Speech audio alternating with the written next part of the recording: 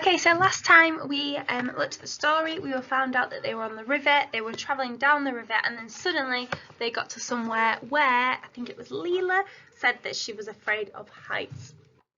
So today we're going to find out from the story about at the top of the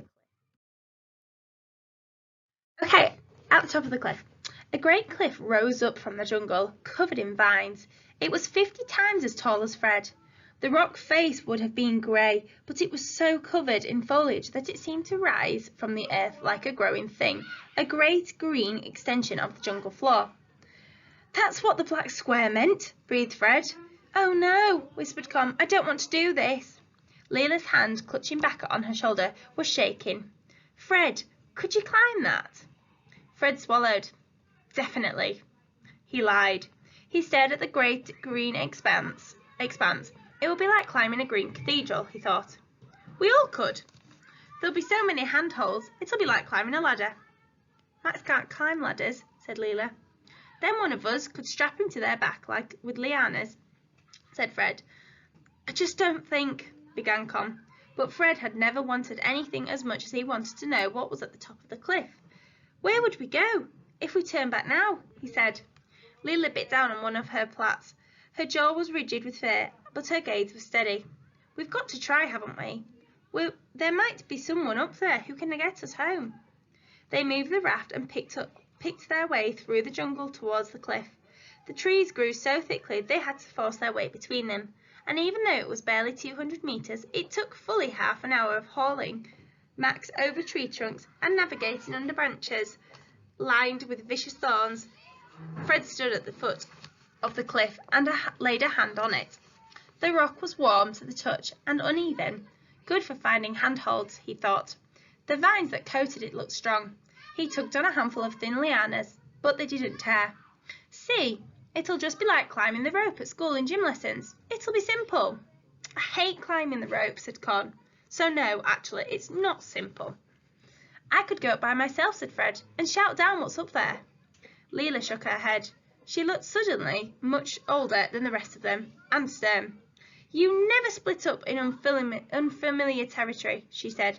We're coming with you. She unwound Backer from the crook of her elbow and settled him down securely on the back of her neck, looping her plaits around his body to keep him moored. But I can't carry Max. We'll both die. I can take him on my back. Fred tried to banish any hint of doubt from his voice.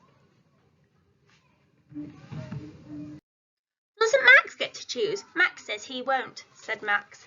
No, said Leela.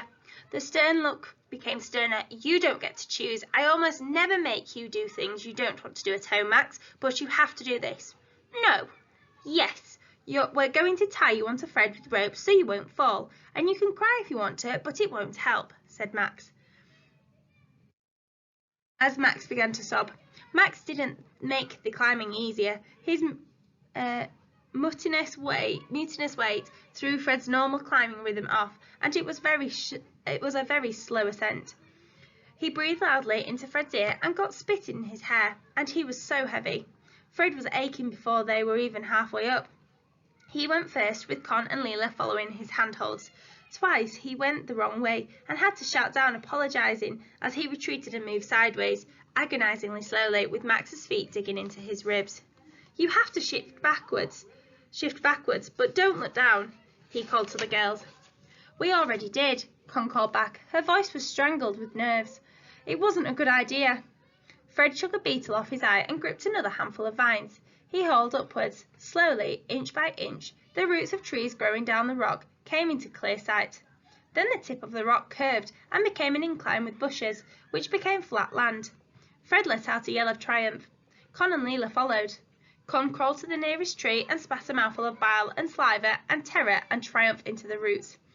I can't believe we just did that, she gasped. Leela untied Max and gripped him tight in her arms. She was still shaking. We did it! Think about how proud Mama and Papa will be. Can we tell them? As soon as we get home. Their heads were close together, suddenly a pair set apart, and Fred thought for the first time how very similar they looked. How Leela's eyes were Max's eyes, and his mouth was her mouth. We're so close now, said Fred. This is the squiggle, I think. There was something in front of them that looked like it might be a path, or an animal trail, or just an illusion. They hatched through the foliage, an uncomfortable amount of it was knee-high bushes with spikes. Fred's knees became flecked with blood. The ground grew marshy, and tiny flying insects mobbed them, swarming into Fred's mouth and up his nose. Con snorted like a horse, waving both hands in front of her face. "Is it far?" she asked, turning to look at Fred. "I don't know how much of this I can take." But even as she spoke, the ground gave way. It dropped suddenly down, smooth moss and smooth stone. She didn't have time to stop and cascaded down on her back, thumping against stones and roots. Fred launched himself after her, scrabbling to stay upright and grabbing at trees. Leela and Max followed, Max on his backside, gasping in shock. They tumbled into a heap at the bottom. Fred's chin connected with someone's ankle. He shoved the ankle away and brushed leaves out of his eyes. Leela scooped back into her arms and took hold of Max's elbow. They stood with their backs to a slope at the edge of the vast expanse of stone. It was an enormous stone courtyard, as wide as a hayfield and at least 4 times as long. The ground was built with white and yellow stone blocks, rough-hewn but smooth at the top, as from the passing of many thousands of feet. It was set in a slight dip in the ground, so the earth rose up from it on all sides, forming a natural wall. Down the middle of the great stone courtyard grew 2 rows of trees, creating a boulevard. There were heaps of stone in 5 or 6 places, as if small houses had been lined up each side. "My gosh," breathed Leela. Fred took a step forward. Among the trees he could see half-formed stone pillars, some waist-height, some taller than he was. High overhead was a thick canopy of green, forming a roof over the courtyard. "Look," said Fred, "over there." At the far end of the vast stone wall, half crumbled and covered in passion fruit vines, lining the wall were 4 immense sculptures, hewn out of wood and stone, and taller than 2 men. Some of the stone had fallen away, but it was possible to see what they had been: a monkey, a panther, a woman, and a man. "It's a city," breathed Leela. The sudden thump of a footstep made Fred spin round, bending down as he'd done days before for something to throw. A man stepped from behind one of the stone pillars. He was pointing a knife at them. Whatever you were thinking of doing," he said, "I would advise against it." Okay, we're going to leave it there. Our next chapter is called The Ruined City, so we'll obviously find out in our next episode what the city is and maybe who they found.